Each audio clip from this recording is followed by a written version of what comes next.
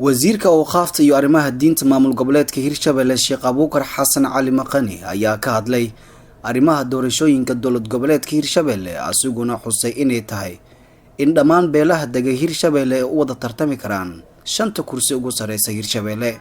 shir jaraa'id oo xafiiskiisa ku qabtay wasiirka arrimaha diinta awqaafta Hirshabelle Sheekh Abuukar Xasan Cali Maqani ayaa ku tilmaamay mid aan suurtagal ahayn in hal beel ay sheegato inay xaq u leedahay xilka ugu sareysa dowlad goboleedka Hirshabelle. shirkan jaraa'id waxaan uga hadli rabaa dhismaha baarlamaanka labaad ee dowlad goboleedka Hirshabelle iyo xilalka loo tartami doono.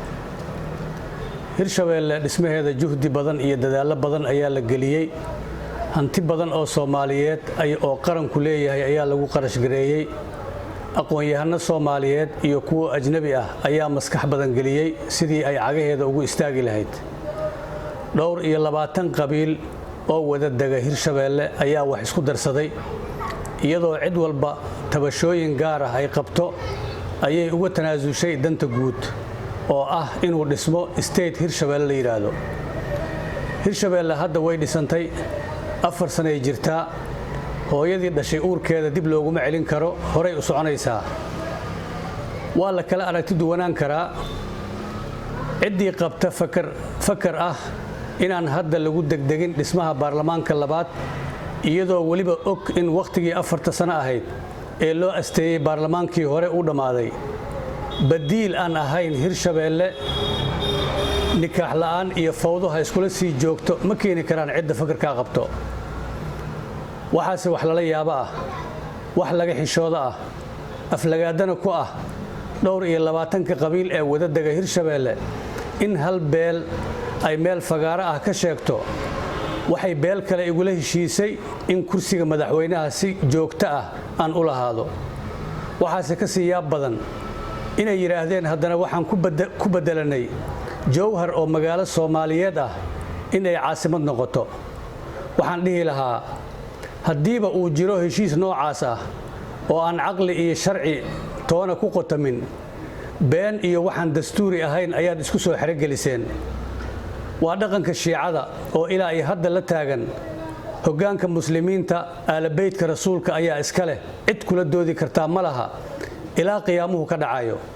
waa fikir noocaas oo kala xambaarsan waay. hadda oo la marayo dhismihii baarlamaankii labaad, waxaan idiin soo jeedinayaa inaad u hoggaansataan runta iyo sharciga dalka u yaala. xil dowladeed oo hal beel u xiran waa soo aragnay meesha uu na dhigay. baarlamaankii ayaa shaqayn waayay. muddo 1 sano ka yar ayaa xilka looga tuuray madaxweynihii ugu horeeyay Hirshabelle. wixii ka dambeeyayna isqabqabsi iyo madhamaato ayaa waqtigii nooga dhammaaday. haddii la rabo in la helo dowladnimo macno leh, hoggaan macno leh oo ummadda u dhaxeeya, 5 kursi ee ugu sareysa Hirshabelle waa inay noqdaan tartan furan. farsamo ahaan waxaa la dhihi karaa ciddii ku guulaysato hal kursi isuma sharaxi karto kuraasta kale. baadida yaan laga raadinin meel aysan jirin. wax mustaxiil ahna yaan lagu riyoonin. cid walbana ha iimaansato wixii calafkeeda noqdo.